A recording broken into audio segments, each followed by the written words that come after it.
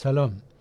در صحبت پیشین 50 سال نخست حمله های عرب ها را از خراسان ایران به ماوراءالنهر شرح داده گفته بودیم که آنها در این مدت پیوسته این سرزمین را مورد حمله و غارت قرار می دادند، اما به دلیل های گوناگون نتوانسته بودند ماوراءالنهر را مانند خود ایران کاملا تسخیر کنند.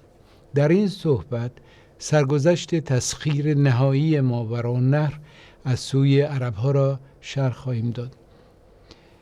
این را هم گفته بودیم که مردم بومی ماوراءالنهر که ایرانی تبار بودند ارتش و دولت واحدی نداشتند، بلکه هر ناحیه و شهر پادشاه و خدات خود را صاحب بود. از این جهت آنها ناچار بودند برای دفاع از خود به سراغ قبایل ترک دشت‌های شمال اوراسیا و یا حتی دولت چین بروند. مدت کوتاهی پیش از بر سر کار آمدن حاکم و سردار عرب قتیبه ابن مسلم، گروهی از ترکان غربی دشت‌های اوراسیا ترکان شرقی را نیز تابع خود کرده یک دولت ترکی بزرگی به نام تورگش تأسیس نموده بودند. تورگش در آغاز نام قبیله‌ای ترک زبان در مغولستان بود که بعدها به سوی غرب کوچ کردند تا تو مرزهای ماوراءالنهر و ازبکستان کنونی رسیدند. در نتیجه این جابجایی قومی ترکای اوغوز نیز که اونها هم پیشتر در غرب کوههای آلتای در مغولستان میزیستند به سوی دریای خزر کوچ کرده در میان دریای آرال و خزر در منطقه خوارزم جایی میان ازبکستان و ترکمنستان کنونی مسکن گزیدند.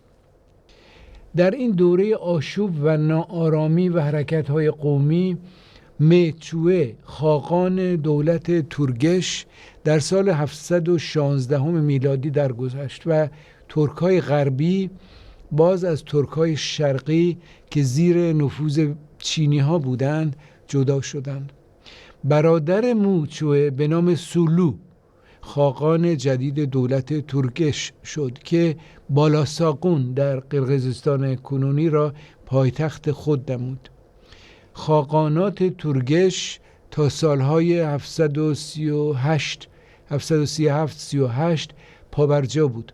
سولو که در رأس این دولت تقریباً بر تمام بخش غربی اوراسیا حکمرانی میکرد، درست مانند عربها که ماوراءالنهر را حدیقة الامیر المؤمنین باغ خلیفه اسلام مینامیدند، به گفته بارتولد نمیتوانست از ثروت و نعمتهای این منطقه بدون جنگ و مقاومت چشم پوشی نماید. ماوراءالنهر هم برای عربها و هم برای ترک‌ها اهمیت داشت، اما پس از مرگ قتیبه حاکمیت عربی در ماوراءالنهر دوباره به حال ضعف پس رفت و بی‌نظمی افتاد. در عمل تنها سمرقند مانده بود که خراج پرداز حاکمین عرب بود. در باقی مانده دولت امویان نیز آشوب‌ها زد و خورد میان قبیله‌های مختلف عرب، شورش و سرپیچی از حکومتداران و فرماندهان و فرمانداران و همچنین تشنج میان عرب و عجم یا غیر عرب ها که اساساً ایرانیان منظور ایرانیان بودند ادامه داشت.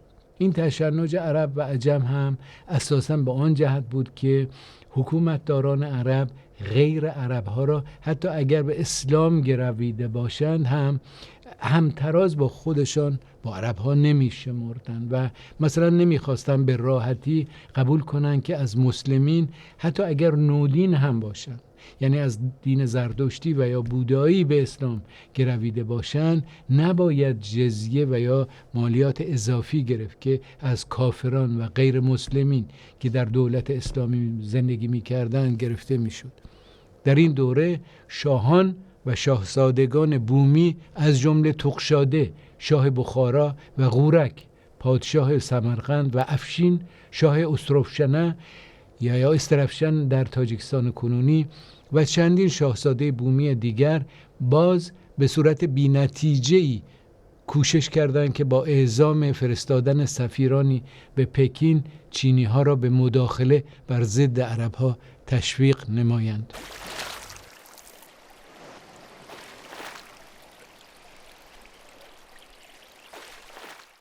در این میان خاقان دولت ترگش سولو در مقابل عربها پیوسته از پادشاهان محلی و بومی ماوراءالنهر و دهقانان، یعنی اشراف زمیندار و شورشگر ایرانی تبار دفاع نمود و در این حال موضعهای خود را تحکیم کرد، تا جایی که مردم بومی ماوراءالنهر به خاطر لطمه هایی که سولو به عربها وارد آورده بود، به گفته بارتولد به او یعنی به سولو لقب ابو مزاحم داده بودند. ترک ها و عرب ها دشمن همدیگر بودند و با همدیگر سر آشتی نداشتند، چرا که هر دو میخواستند حاکم این سرزمین ثروتمند یعنی ماوراءالنهر شوند، در حالی که پادشاهان محلی که معروف ترینشان غورک از سمرقند بود میان این دو نیرو گیر کرده بودند و میخواستند در این میان استقلال و فرهنگ خود را حفظ کنند. کندی این نقل قول را گفت. سندهای بی‌نظیری که در سال 1933 یعنی حدود 100 سال پیش از کوه موغ در پنجکنت تاجیکستان کنونی از سوی یک چوپان یافت شد و توسط دانشمندان شوروی آن زمان رمزگشایی شد، به خاطر اینکه به خط سغدی بود ولی به خط آرامی سغدی نوشته شده بود، اطلاعات کنونی ما را درباره این دوره ماوراءالنهر دقیق تر می کند. کوه موغ قلعه و پناهگاه آخرین شاه مستقل سغد در پنجکنت به نام دیواشتیچ بود. این نوشته ها که به زبان سغدی و خط آرامی سغدی تحریر شده اند عبارت از مکاتبه های سیاسی و سندهای اداری و حقوقی مانند اسناد قرض و مالکیت هستند. ظاهراً این سندها زمانی که پنجکنت در سال 722 میلادی از سوی عربها فتح شد در کوه موغ پنهان کرده شده بودند. به روایت طبری دیواشتیچ که خود را پادشاه سغد مینامید هنگام حمله عربها به قلعه کوه موغ پناه برده در آنجا به اسارت عربها درآمده است. به نظر می رسد که دیواشتیچ در رقابت با غورک شاه سمرقند ادعای رهبری شاهان محلی سغد را داشت و کوشش می کرد که آنان را در ائتلافی بر ضد عربها متحد کند. از سوی دیگر کلچور یکی از فرماندهان قبایل ترگش درخواست دیواشتیچ برای دفاع از سغدیان در برابر عربها را بی پاسخ گذاشت. با این ترتیب پنجکنت در سال 722 میلادی به تصرف عربها درآمد.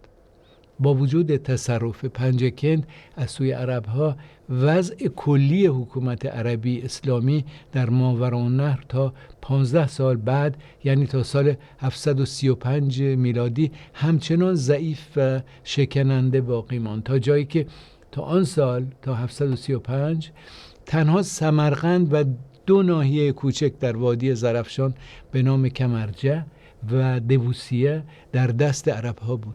باقی مانده قلعه های شهرهای به اصطلاح ماوراءالنهر از جمله بخارا تحت کنترل پادشاهان و اشراف بومی و یا قبایل ترک و تحت حاکمیت مشترک آنان بود در بعضی موردها. در این دوره روایت‌های دقیق تاریخ نویسان عرب و ایرانی از محاصره ناحیه کمرجه توسط ترک‌ها بسیار جالب است که ما در اینجا چکیده روایت طبری را نقل می‌کنیم. عرب‌ها در کمرجه تحت محاصره ترک‌ها بودند.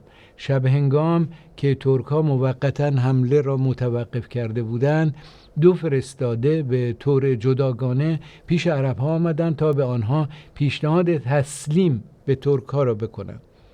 فرد نخست کسی نبود جز یزدگرد سوم ساسانی که با امید بازیافتن پادشاهی نیاکانش ساسانیان به ترکان پیوسته بود و تبری میگوید خسرو پسر یزدگرد با 30 کس پیش آنها آمد و گفت ای گروه عربان، چرا خودتان را به کشتن می دهید؟ من بودم که خاقان ترک را آوردم که مملکتم را، ایران را، به من باز دهد و برای شما از او امان می گیرم، یعنی از خان ترک، از خاقان ترک. اما عربان بدون ناسزا گفتند و او برفت. پیشنهاد دوم ترک ها را که قابل تأمل تر بود، فردی از سغدیان بومی به نام بازغری آورد که همچون میانجی مورد اعتماد خاقان ترک بود و آمده بود و 2 ترک را هم با خودش به همراه داشت. او چندین عرب را نیز که در جنگ‌های پیشین به اسارت افتاده بودند با خود آورده پیامی از خاقان به آنها داد، به عربها داد که میگفت به لشکر خاقان بپیوندند و در مقایسه با مبلغی که از فرماندهان عرب خودشان میگیرند معاش بیشتری از خاقان ترک بگیرند. اما امیر عرب در آن ناحیه با رد این پیشنهاد گفت این کار سر نمیگیرد. چگونه عربان که گرگانند با ترکان توانند بود که گوسفندانند؟ میان ما و شما صلح نخواهد بود. این رو فرمانده عرب میگوید به نماینده خاقان ترک. با این همه ترک‌های تورگش در همراهی با نیروهای بومی ماوراءالنهر چندین بار با عرب‌ها روبرو شدند و مثلا در بخارا و سمرقند ضربه‌های سنگینی بر مسلمانان وارد آوردند.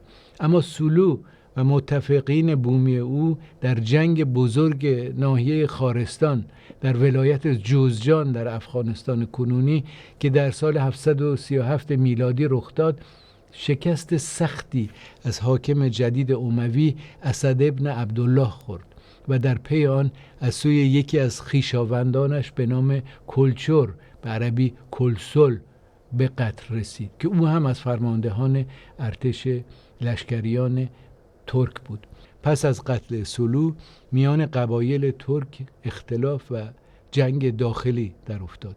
بخشی از آنان که تحت رهبری کلچر باقی مانده بودند از سوی چینی ها جلب شدند، ولی اکثر قبیله های دیگر ترک به صورت پراکنده و مستقل در آمدند و یا تابع خاقانات نوتأسیس اویغور در کاشغر چین و یا اتحادیه جدیدی به نام قارلوق ها در آسیای میانه شدند. سال 737 میلادی از نگاه گسترش و تحکیم حاکمیت عربها در ماوراءالنهر نقطه چرخش نهایی بود. این چرخش چندین سبب داشت که برخی از آنها تصادفی و یا طبیعی به شمار می رفتند. برای نمونه غورک پادشاه قدرتمند و کارکشته سمرقند با مرگ طبیعی درگذشت و حیطه حاکمیتش میان وارثان او تقسیم گردید که رقیب همدیگر بودند. اتفاقاً حاکم جدید عرب اسد بن عبدالله نیز مرکز ایالت خراسان را از مرو در خراسان به بلخ منتقل کرده بود که امروزه در افغانستان است. احتمالاً هدف اصلی اسد بن عبدالله از این کار دور ماندن از کشاکش‌های عرب‌ها و یا در عین حال گسترش حاکمیت اسلام به آن سوی آمودریا بوده است. برای این عامل‌ها شخصیت اسد نیز بیشک نقش مهمی در بهبود وضعیت عرب‌ها بازی کرده است. اسد مانند پیشکسوتش قتیبه در جنگ بسیار سرسخت و در رابطه‌های شخصی و دیپلماتیک نرمش پذیر بود. اسد با اکثر پادشاهان و شاهزادگان بومی ماوراءالنهر رابطه‌های نزدیک داشت و بسیاری از شخصیت‌های مشهور ماوراءالنهر با دعوت و تشویق اسد به اسلام گرویده بودند. حتی گفته می شود تبار برمک به گردانندگان معبد بودایی نوبهار در بلخ می رسد و سامان خدا پیش از گرویدن به اسلام زردشتی بوده است. از سوی دیگر درست در همین دوره ستاره بخت ترک‌ها نیز رو به افول گذاشت. در زمستان سال 737 خاقان ترک سلو شروع به غارت دهات بلخ نمود. او همچنین همه لشکرش را برای غارت و یغمای شهرها و قصبه های بلخ پراکنده کرد. در این شرایط پادشاهان و اشراف بومی سغد و بلخ راه دیگری جز حمایت و پشتیبانی از اسد و مسلمانان نداشتند. اسد بن عبدالله در همان سال در ناحیه‌ای به نام خارستان که پیشتر گفتیم در جوزجان افغانستان کنونی با 30,000 جنگنده که جمع کرده بود به خاقان ترک سولو حمله کرد و در حالی که خاقان ترک حیرت زده شد و از این حمله حیرت زده بود و غیر منتظره حیرت زده بود، برای دفاع از خود خاقان ترک تنها 4,000 نفر جنگنده داشت. جنگ خارستان نبرد بزرگی نبود، اما این نبرد به قدرت خاقان و امپراتوری تورگش نقطه پایانی تاریخی گذاشت. سولو در حالی که شکست خورده بود و اعتبار و احترام خود را از دست داده بود، به دورترین اردوگاه خود در شرق یعنی وادی ایلی در قزاقستان کنونی عقب نشینی کرد و پس از مدت کوتاهی از سوی یکی از فرماندهان خیش که حتی از تبار خودش طایفه خودش بود به نام کلچور به قتل رسید. کلچور خاقان جدید ترک ها شد، اما نتوانست در برابر فشار و نفوذ بزرگ چین در منطقه قبیله های ترک را متحد کرده زیر رهبری خود نگه دارد. امپراتوری ترکش در سال 739 فرو پاشید. با این ترتیب نیروی ترک ها همچون رقیب اصلی عرب ها در ماوراءالنهر از میان رفت و محاسبات ایرانی تباران سغد و خوارزم و بلخ نیز با این ترتیب تماما تغییر پیدا کرد. مدت کوتاهی بعد ترک ها را ما در هیئت لشکریان و فرماندهان و نگهبانان خصوصی سلطان‌های عباسی و دولت‌های محلی مانند طاهریان، صفاریان و سامانیان و حتی شخص خلیفه خواهیم دید.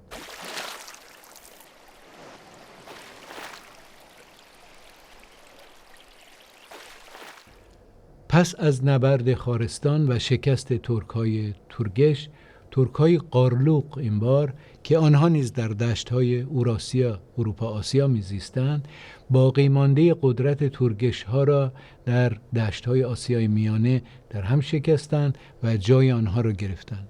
در واقع قارلوق‌ها هم مانند تورگش‌ها اساساً از منطقه آلتای در آسیای میانه بودند، اما زمانی که تورگش‌ها دیگر به سوی غرب و جنوب یعنی نزدیکی دریاچه آرال و ماوراءالنهر کوچ کرده بودند، قارلوق‌ها نیز در نزدیکی دریاچه بالقاش در قزاقستان کنونی جمع آمدند. ترک‌های تورگش و قارلوق تنها دو قبیله از ده‌ها و صدها قبیله و یا به ترکی ایلات ترک زبان دشت‌های آسیای میانه بودند. دلیل اینکه ما این دو قبیله را یادآوری کردیم در این نوشته این است که ابتدا تورگش ها و سپس قارلوق ها در سرنوشت ماوراءالنهر، خراسان و حتی ایران آن دوره و به خصوص دودبان های سامانیان و سپس غزنویان نقش مهمی بازی کردند و اما به موضوع گسترش حاکمیت عرب ها و اسلام در ماوراءالنهر برگردیم. آخرین حاکم سلسله امویان در ماوراءالنهر کسی به نام نصر ابن سیار بود که به یک طایفه کوچک عرب منسوب بود و طرف هیچ کدام از جنگ‌های قبیله‌ای عرب‌ها نبود. از سوی دیگر نصر برخلاف پیش کسوتانش در ماوراءالنهر که مستقیما از سوریه و عراق به خراسان می آمدند 30 سال تجربه کار با ولایتداران عرب در خراسان داشت و میدانست که سیاست برتر شمردن عرب بر عجم که از سوی امویان اجرا میشد مانع گسترش و تحکیم حاکمیت عربها و اسلام در مناطق غیر عربی می شود. یک نمونه بارز این رفتار در آن بود که غیر مسلمانان حتی پس از گرویدن به اسلام نیز با بهانه‌های گوناگون مانند ختنه نکردن و یا عدم آشنایی با اصول اسلام و یا با زبان عربی ناچار به پرداختن جزیه می شدن. به این جهت نصر ابن سیار در یکی از نخستین خطبه های خود در مسجد مرو اعلام کرد که او برای نگهبانی و بهبود وضع و دارایی همه مسلمانان آمده است. یعنی ظاهرا او به طور دانسته روی مسلمانان تأکید میکرد و نه فقط تبار و یا نژاد و یا قوم و یا قبیله عربها و نه عربها کلا. نصر همچنین با وجود اعتراضهای خلیفه حکم اعدام که برای نومسلمانانی که به دین سابق خود برمیگشتند این حکمهای اعدام را عملا ساقط نمود، اجرا نکرد و در عمل تعامل بیشتری نسبت به پیروان ادیان دیگر و آیین‌های دیگر از جمله بلخیان بودایی و یا ترکای شمن باور نشان داد. در همین دوره بود که سمرقند، بخارا و بلخ که به خاطر جنگ‌های داخلی و جنگ عرب‌ها با بومیان سالها جز خرابی و ویرانی چیزی به خود ندیده بودند، آبادتر و ثروتمندتر گشتند. در ضمن همین سالهای آشتی عرب‌های حاکم با بومیان تابع بود. در این میان بود که دودمان معروف برمکیان بلخ که تا پیدایش اسلام مسئول حراست و مدیریت معبدهای بودایی بزرگ در این شهر بودند، به تدریج به مقام مدیریت و وزارت بزرگترین امپراتوری دنیا یعنی خلافت عباسیان در بغداد رسیدند. این موضع نصر هم محبوبیت او را بلندتر کرد و هم به توسعه سریع اسلام در میان غیر مسلمین و از آن جمله زردشتیان و بوداییان بومی و یا ترکای شمن باور سرعت بخشید. اما حکومت نصر همزمان با اوج شورش‌های مخالفین عباسی علیه خلفای اموی بود که بالاخره به سقوط آنان و آغاز خلافت عباسیان انجامید. از این جهت نصر در خراسان نتوانست پشتیبانی آخرین خلیفه اموی در دمشق را بگیرد. در مقابل شخصیت دیگری که از سوی عباسیان برای تبلیغ شورش بر ضد امویان به خراسان فرستاده شده بود، ولایتدار نظام جدید عباسی در خراسان و ماوراءالنهر شد. نام این شخص ابو مسلم خراسانی بود. او صرف نظر از دین و قومیت مردم منطقه میان آنان محبوبیت بزرگی یافته بود و توانسته بود بسیاری از آنان را بر ضد خلافت امویان و به طرفداری از عباسیان بسیج کند.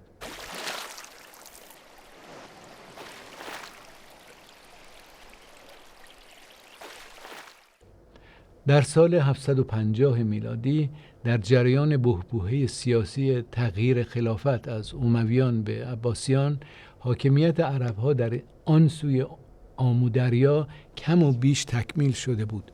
اما چینی‌ها در این سالها آخرین تلاش خود را برای کسب قدرت و نفوذ در ماوراءالنهر انجام دادند.